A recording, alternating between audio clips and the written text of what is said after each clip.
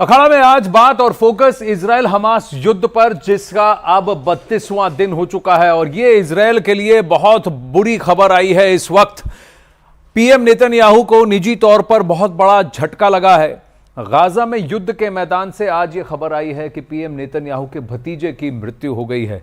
यह खबर रूस की मीडिया के हवाले से आया है, जिसमें यह कहा गया है कि गाजा में हमास से जमीनी जंग के दौरान इजराइल के प्रधानमंत्री बेंजामिन नेतन्याहू के भतीजे यायर एडो नेतन्याहू की मौत हो गई।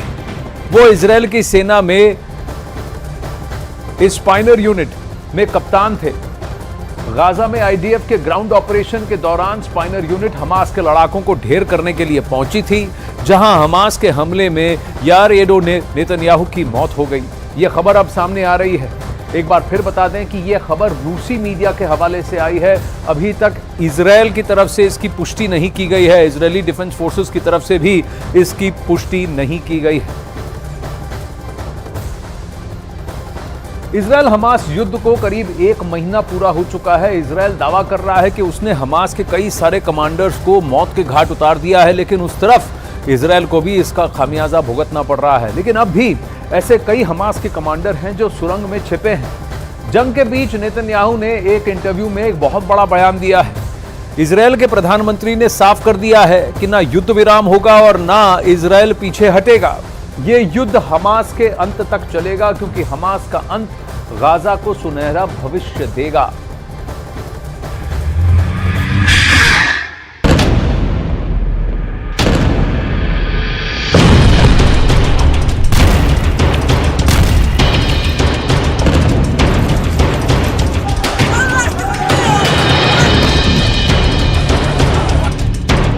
नेतन्याहू ने एक कसम खा ली है कि अब हमास का खात्मा ही उनकी जिंदगी का मकसद है। अब ना वो जंग के मैदान से कदम पीछे लेंगे, ना ही इस जंग में हमास को बख्शेंगे। इस युद्ध का अंत तभी होगा जब गाजा की जमीन पर हमास का एक लड़ाका भी नहीं होगा। उस दिन तक गाजा के आसमान में आग बरसती जाएगी और हमास के अंत के साथ गाजा इजराइल का हिस्सा बन जाएगा।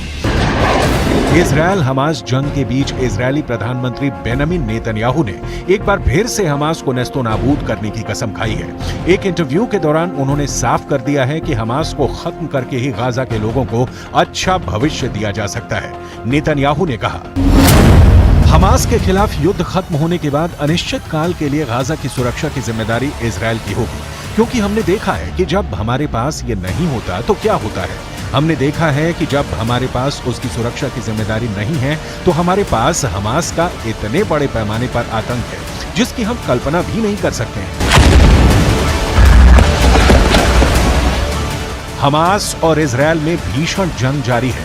इजराइल गाजा में लगातार हमास के ठिकानों पर हवाई और जमीनी हमले कर रहा है। इजराइल के प्रधानमंत्री बेंजामिन नेतन्याहू इस जंग को सभ्यता और बर्बरता के बीच की जंग बता रहे हैं। नेतन्याहू ने कहा कि अगर मध्य पूर्व आतंक की धुरी पर गिर गया तो अगला नंबर यूरोप का होगा और कोई भी सुरक्षित नहीं रहेगा।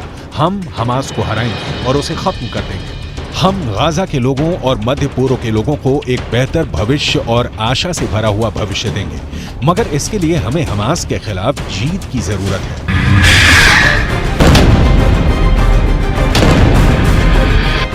अमेरिकी राष्ट्रपति जो बाइडेन जंग के बीच कुछ वक्त के लिए युद्ध विराम की बात कह चुके हैं, ताकि आम नागरिक बेमौत ना मारे जाएं और सुरक्षित जगहों पर पहुंच सके। लेकिन नेतन्याहू इससे इत्तेफाक नहीं रखते।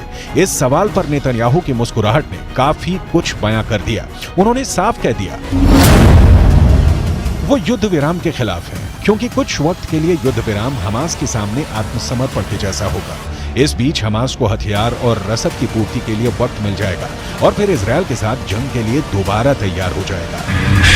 हमास ने 7 अक्टूबर को इजराइल पर हमला किया था। इस हमले में 1000 से ज्यादा लोगों की मौत हुई और कई लोगों को बंधक भी बना लिया गया था।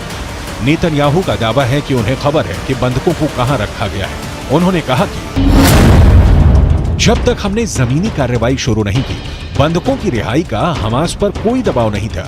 हमने देखा कि जैसे ही हमने जमीनी कार्रवाई शुरू की, हमास दबाव में आ गया। बंधकों को कहां रखा गया है, हमें इसकी खुफिया जानकारी है। नेतन्याहू अब हमास के खात्मे तक जंग जारी रखने की बात कह रहे हैं। आतंक की धुरी का नेतृत्व भले ही ईरान कर रहा हो, लेकिन इस आतंक का सफाया करने की नेतन्याहू ने ठान ली है।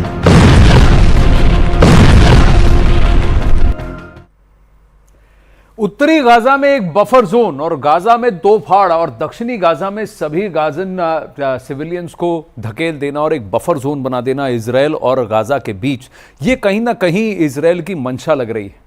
इजरायल से जारी युद्ध के बीच हमास में नए लड़ाकों की भर्ती की कवायद भी अब शुरू हो चुकी है। इसी सिलसिले में हमास के नेता मुस्लिम देशों में युवाओं को ऑनलाइन संबोधित कर रहे हैं। हमास के कार्यक्रम पाकिस्तान समेत 3 मुस्लिम देशों में चल रहे हैं। न्यूज़ 18 के ओपी तिवारी की खबर के मुताबिक हमास मुस्लिम बहुल देशों से लड़ाकों की भर्ती का प्लान भी तैयार कर रहा है। हमास की साजिश को देखते हुए भारत समेत कई देशों में अलर्ट भी जारी कर दिया गया है। अब वहीं तुर्की के लोगों ने एर्दोगान से बहुत ही खतरनाक मांग कर डाली है। तुर्की में मौजूद फिलिस्तीन के समर्थक ये मांग कर रहे हैं कि एर्दोगान अपनी तुर्क फौज गाजा में भेजें। गाजा के हालात से एर्दोगान पहले ही बहुत दुखी है और अगर इसी तरह राजनीतिक दबाव उन पर बढ़ता रहा तो गाजा वर्ल्ड वॉर का ट्रिगर पॉइंट भी बन सकता है।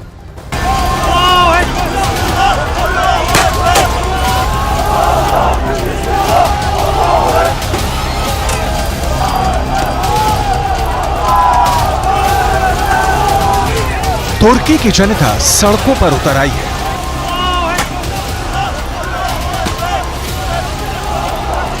तुर्की के लोग इजरायल और अमेरिका के खिलाफ नारे लगा रहे हैं।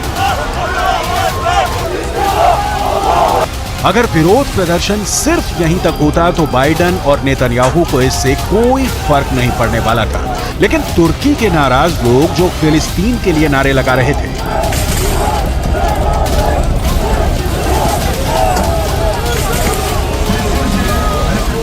तुर्की के दक्षिण में मौजूद अदाना एयरबेस पर पहुंच गए, जो अमेरिका का सैन्य अड्डा है और दावा किया जाता है कि यहां पर 50 की संख्या में एटम बम रखे हुए हैं। ये विरोध प्रदर्शन अदाना की सड़कों पर भी हो सकता था, लेकिन क्या जानबूझकर परमाणु बम वाले ठिकानों पर भीड़ का हमला करवाया जा रहा है?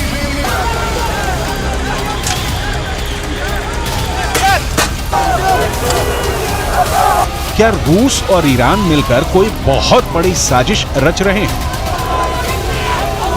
या फिर इन परमाणु अड्डों पर कब्जा करके अमेरिका या फिर इजरायल के लोग नुकसान पहुंचाना चाहते हैं? यहां बहुत जबरदस्त विरोध प्रदर्शन हुआ है। साथ ही प्रदर्शनकारियों के नेता ने अमेरिका और इजरायल को चेतावनी भी दी है। Değerli kardeşlerim, biz burada Gazze'deki kadın ve çocuklar için masada elimiz güçlensin diye geldik. Gazze'deki kadın ve çocuklar için ara bir anlaşma yapılacak ve çocuklarla kadın çıkarılacaktı. Şimdi bunu yapanlar Gazze'deki kadın ve çocukların ölümüne sebep olacaklar. Hiç farkında değiller.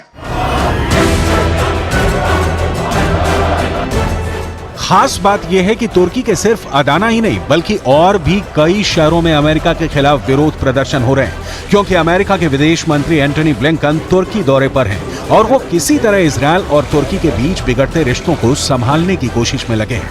लेकिन तुर्की के अंदर जहां से America के विदेश मंत्री Antony Blinken का दौरा होना था, वहां पर हमास के प्रवक्ता अबू उबैदा की तस्वीरें लगाई गई थी, ताकि अमेरिका को ये बताया जा सके कि आखिर तुर्की के लोग क्या चाहते हैं। इजरायल और फिलिस्तीन के कुछ अखबारों में तो यहां तक छपा है कि तुर्की के लोग ये मांग कर रहे हैं कि तुर्क सेना को गाजा के लोगों की रक्षा के लिए रवाना किया जाए। तुर्की के राष्ट्रपति तैयब एर्दोगान एक मंझे हुए राजनेता है, पब्लिक की नब्ज को समझते हैं, इसलिए उन्होंने तुर्की के इस्तांबुल में एक बहुत बड़ी रैली की थी और नेतन्याहू को आतंकवादी कहा।